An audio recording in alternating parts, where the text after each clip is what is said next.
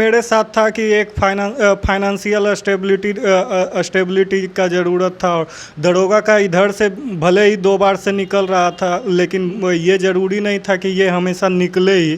तो और भी ऑप्शन, जैसे मैंने एनटीपीसी भी, आरआरबी एनटीपीसी का भी दिया था, उसमें नहीं हुआ था। और भी एग्ज़ाम में दे रहा था। 70 दिन। 70 दिन मतलब शाहरुख खान का एक डायलॉग है 70 मिनट। मैं बहुत बड़े लेवल की तो बात नहीं कर सकता, लेकिन मैं अपने लेवल की बात करूं तो जो मेरा सबसे पहला माने कि जो पुलिस है उसको जनता के साथ कोऑपरेटिव होना चाहिए, ताकि पुलिस को वो अपना समझे। आजकल देखते हैं कि पुलिस जो जनता की सेवा के लिए ही है, लोगों को उससे डर लगता है। लोग ये नहीं चाहते हैं कि पुलिस हमारे घर पे आए। खुद पढ़े, भाई को भी पढ़ा रहे हैं, बहन को भी पढ़ा रहे हैं, घर तक को भी देखा है इन्होंने। तो वो जो डेडिकेशन है कुछ करने का, वो इनसे आप सीख सकते हैं, क्योंकि इसमें फैक्ट का बहुत इम्पोर्टेंट होता है। तो ये सब पढ़ना पड़ा। हालांकि इस बार क्या कहते हैं, लूसेंट से क्वेश्चन बहुत कम आया है, और चूँकि मेरा एनसीईआरटी पढ़ा हुआ था तो उसका हेल्प मिला। तो मैं कहूँगा कि आप एनसीईआरटी पढ़ें, थोड़ा सिर्फ फैक्ट पे फोकस नहीं करें। नमस्कार, आप लाइव बिहार देख रहे हैं। मैं हूँ राजमोहन तिवारी। आज 2213 दरोगा बहाली का रिजल्ट जारी हुआ है। कई अभ्यर्थी इसमें पास हुए हैं और उनके चेहरों पर खुशी देखने लायक है। ऐसे ही एक अभ्यर्थी हमारे साथ जुड़े हुए हैं, दरोगा बन गए हैं, और इनके चेहरे की खुशी हम आपको दिखा रहे हैं। नाम इनका संदीप कुमार सिंह है। तमाम बातचीत करेंगे कि कैसे पढ़ाई की, क्या कुछ किया, फिजिकल की तैयारी कैसे की, और क्या आगे करने की सोच रखते हैं। संदीप, सबसे पहले आपको बहुत बहुत बधाई। कैसा लग रहा है? बहुत अच्छा लग रहा है। ये मेरा सेकंड अटेम्प्ट था, पिछला बार नहीं हुआ था तो दुख था, लेकिन इस बार हुआ तो फाइनली बहुत अच्छा लग रहा है। कैसे पता चला रिजल्ट के बारे में? रिजल्ट के बारे में मेरे एक दोस्त ने कॉल करके बताया कि रिजल्ट आ गया, तो मुझको तो पता नहीं था। तो फिर मैंने रिजल्ट देखा तो उसमें इस बार लिस्ट में रोल नंबर था। तो उसके बाद फिर हमने अपने घर वालों को कॉल किया, वो सब लोग बहुत खुश थे। कहाँ से हैं आप? मेरा जिला लखीसराय है, वहीं एक गांव है जुआस, उसी गांव का हूँ मैं। जो पारिवारिक परिवेश है वो कैसा रहा, मतलब कि जो फैमिली बैकग्राउंड रहा वो आपका कैसा है? पिताजी क्या करते हैं, घर में और कौन कौन लोग हैं? पिताजी हमारे किसान हैं, और उसके बाद मेरा एक भाई है, एक बहन है। वो सब लोग भी अभी पढ़ाई कर रहा है। मैं सबसे बड़ा हूँ, तो ये मेरी रिस्पॉन्सिबिलिटी थी कि मैं उसमें सहयोग करूँ। तो केवल दरोगा की तैयारी चल रही थी या साथ साथ कुछ और भी पढ़ाइयाँ हो रही हैं? नहीं, जनरली तो तैयार, किसी एक एग्ज़ाम पे आप फिक्स नहीं रह सकते हैं, बहुत सारे एग्ज़ाम देने पड़ते हैं। इसके अलावा मैं यूपीएससी और बीपीएससी का भी तैयारी कर रहा था। तो और दरोगा पिछला बार भी दिया था और इस बार भी दिया, तो उसी के दौरान इसका भी 2446 दरोगा का आपने एग्ज़ाम दिया, कहाँ तक पहुँचे थे? उसमें मेरिट लिस्ट में नहीं नाम आया था। अच्छा, मतलब सब कुछ क्वालिफाई हो? हाँ, सब कुछ क्वालिफाई, मेरिट में नहीं आया था। उस समय बहुत दुख हुआ होगा? दुख हुआ, लेकिन क्या कर सकते थे। और इस बार तो आपका मेरिट में भी आ गया है, तो वो कैसी खुशी है? ठीक है। अच्छा, वो तो दिख रहा है आपके चेहरे पर खुशी, और निश्चित तौर पे ये खुशी होना भी चाहिए। और जैसा कि इन्होंने बताया कि पढ़ाई जो है केवल दरोगा की नहीं हो रही थी, लेकिन एक वाक्य का इन्होंने इस्तेमाल किया कि केवल एक चीज़ पर फिक्स नहीं रह सकते। ये आपने क्यों कहा कि किसी एक चीज़ पर फिक्स नहीं रह सकते, मतलब क्यों?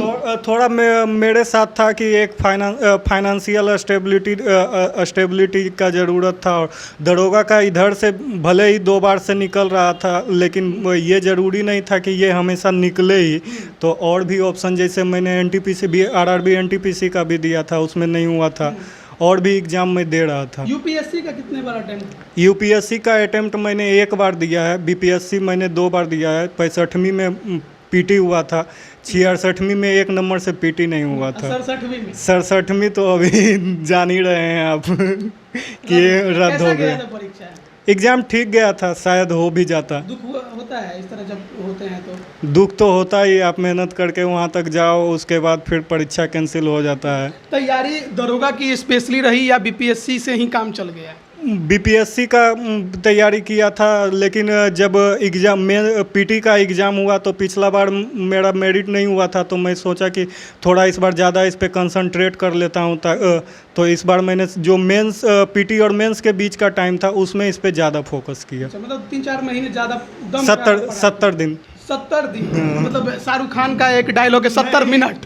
वो इत्तेफाक था कि इस बार भी लगभग 70 दिन के करीब ही टाइम था, ऐसा कोई शाहरुख खान वाला बात नहीं शाहरुख खान था। वाला बात नहीं था। लेकिन चक दे इंडिया वाला काम आपने कर दिया, जो काम करना था, जो लक्ष्य था वो आपने पा लिया। हाँ, वो काम तो हो गया। वो तो हो गया। आगे देखिए, क्योंकि हमारे राज्य में अगर पुलिस की बात करें तो छवि कुछ साफ सुथरी नहीं है। कई करप्शन के चार्जेस हमेशा लगते रहते हैं, आरोप रहते हैं कि आम जनता की सेवा से ज़्यादा ये लोग अपने पॉकेट की सेवा करते हैं। तो इस छवि को सुधारना भी एक जिम्मेदारी आपके लिए होगी। सबसे पहला नंबर तो ये जो पुलिस की छवि है उसमें बदलाव करने की ज़रूरत है।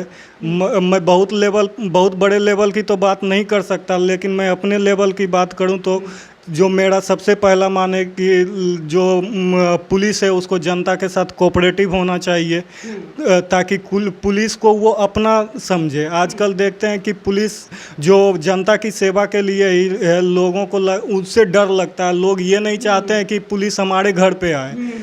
तो ये छवि मैं अपने हद तक दूर करने की कोशिश करूँगा। जनता के अंदर जो डर है उसे आप दूर करने का प्रयास। हाँ, ये मैं कोशिश ये छवि केवल एग्जाम देकर पास होने के बाद की आप बात कर रहे हैं कि जाएंगे तो करेंगे भी? जाने के बाद करूँगा। क्योंकि कहा यह भी जाता है कि जब आप सिस्टम में जाते हैं तो सिस्टम जैसा बनना पड़ता है। तो आप जो सोच रहे हैं उस पर अड़िग रहेंगे या सिस्टम में जाने के बाद सिस्टम जैसा बन जाएंगे? नहीं, सिस्टम जैसा तो नहीं बनूंगा। पक्का? पक्का। चलिए, हम उम्मीद भी करते हैं कि आप जो सोच रहे हैं वो करें। लेकिन संदीप के बारे में एक बात मैं आपको बताऊं कि इनकी तैयारी में शुरू से देख रहा था। आप पूछिएगा कि कैसे, तो पहला मौका आज से 10 साल पहले का है, जब मैं संदीप से 2012 में मिला था।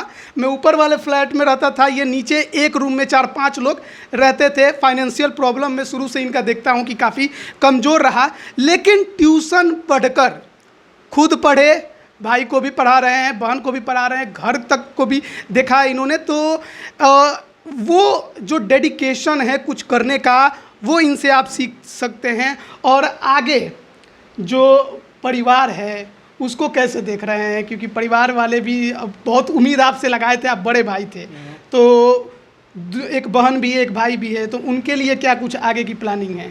उनके लिए तो सबसे अच्छा होगा कि वो अपना अभी पढ़ाई कंटिन्यू करें, और मैं चाहूँगा कि वो भी कुछ ना कुछ लाइफ में ज़रूर करें। अच्छा, फाइनेंशियल प्रॉब्लम रही तो ट्यूशन आप पढ़ाते थे, तो अभी भी पढ़ा रहे हैं या नहीं? अभी भी पढ़ा रहा हूँ। पढ़ा रहे हैं, और फाइनली जब तक ज्वाइन नहीं होगा तब तक पढ़ाऊँगा। पढ़ाने के पीछे केवल फाइनेंशियल प्रॉब्लम होती है या पढ़ाने में मन लगता है? पढ़ाने में मन भी लगता है और उसके अलावा आपको बहुत कुछ सीखने के लिए भी मिलता है। और ये सब जो एग्ज़ाम जनरल लेवल के कंपटीशन के एग्ज़ाम है उसमें आपको मदद भी मिलता है काफ़ी ज़्यादा। हाँ, क्योंकि अब जब आपको पढ़ाना होता है तो आप उसको अपने तरीके से समझाने का कोशिश करते हैं, उसको और सरल बनाने का कोशिश करते हैं। और यही जब पढ़ना होता है तो सिर्फ ऊपर ऊपर पढ़ लेते हैं। अच्छा, तो जब आपने ये चीज़ें तो क्वालिफाई कर ली, यहाँ भी सब कुछ निकल गया, लेकिन प्लानिंग बीपीएससी पर फोकस, यूपीएससी पे फोकस? हाँ, फोकस तो रहेगा ही। तैयारी दरोगा की आपने की, कहा कि 70 दिन मैंने उस पर फोकस किया, तो क्या कुछ पढ़ा?